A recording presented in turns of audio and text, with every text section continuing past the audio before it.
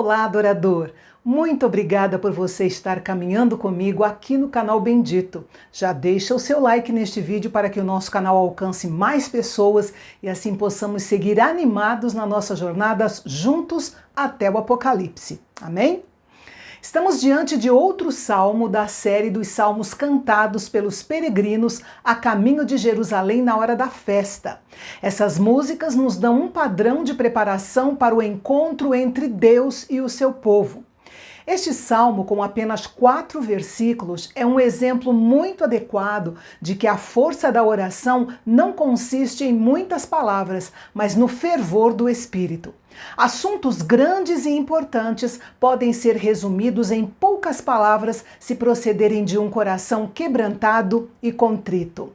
Observando os salmos de romagem, vemos uma progressão. No Salmo 120, o salmista lamenta as circunstâncias à sua volta. No Salmo 121, ele eleva o olhar para os montes de Sião. No Salmo 122, ele se deleita por estar na casa do Senhor.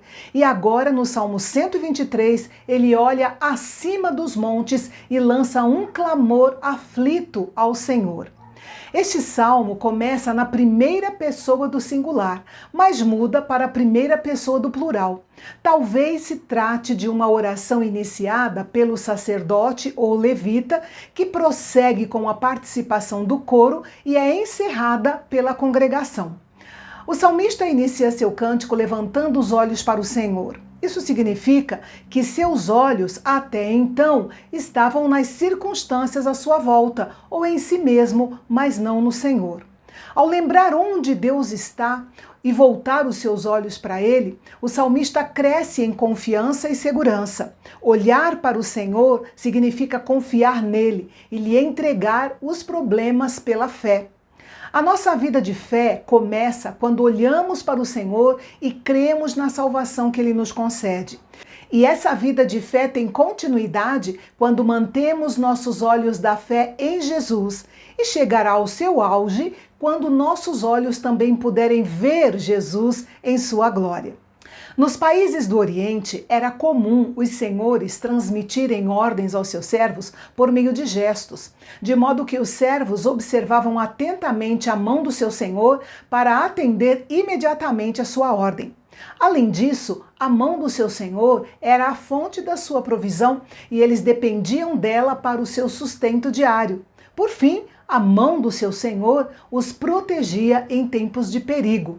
É com a mesma intensidade, devoção e firmeza que o povo de Deus olha para cima, mostrando a sua dependência do seu Senhor. Afinal, é das mãos dele que recebemos orientação, provisão e proteção, e sua mão nunca falha. O salmista não exige uma resposta imediata. Ele irá esperar pacientemente até que o Senhor estenda sua mão de misericórdia sobre o seu povo. Mas eles não se contentam em apenas esperar pela misericórdia. Eles imploram a Deus por ela e demonstram que esperar no Senhor não é algo passivo. Eles pedem misericórdia 2 vezes no versículo 3, mostrando a intensidade do seu pedido. O povo precisava da intervenção e da misericórdia de Deus porque se sentiam saturados do desprezo que os orgulhosos lhes impunham. Há situações em que o desprezo não nos afeta tanto, mas há determinadas situações em que nos incomoda tanto ao ponto de ficarmos fartos como o salmista e todo o povo. São situações em que nos sentimos abatidos e totalmente dependentes da misericórdia de Deus para nos levantar. O versículo 4 nos mostra que todos estavam tomados de tristeza por causa da zombaria de homens orgulhosos e do desprezo dos arrogantes.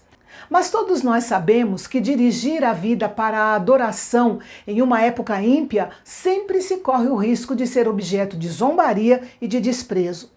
Mas o importante era que os olhos dos peregrinos se elevassem ao trono de Yahvé, acima de todo tumulto e de todo conflito, conforme o salmista diz no versículo 1. Ali eles poderiam derramar sua alma e esperar o socorro do Senhor, que certamente viria sem demora. Se somos vítimas de zombaria e críticas por pertencermos a Jesus, fazemos parte de um grupo extremamente seleto de cristãos fiéis ao Senhor. O Deus de toda graça é quem nos concederá a graça de que precisamos para enfrentarmos os períodos difíceis.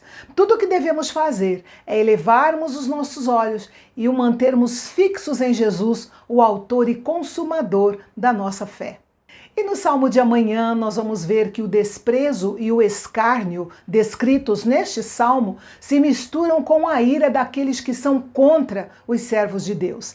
Mas a vitória que o Senhor deu aos seus servos transformou a tristeza em um cântico de ação de graças. Você confere esta linda canção amanhã aqui no canal Bendito, o canal de Fala Fácil. Até lá!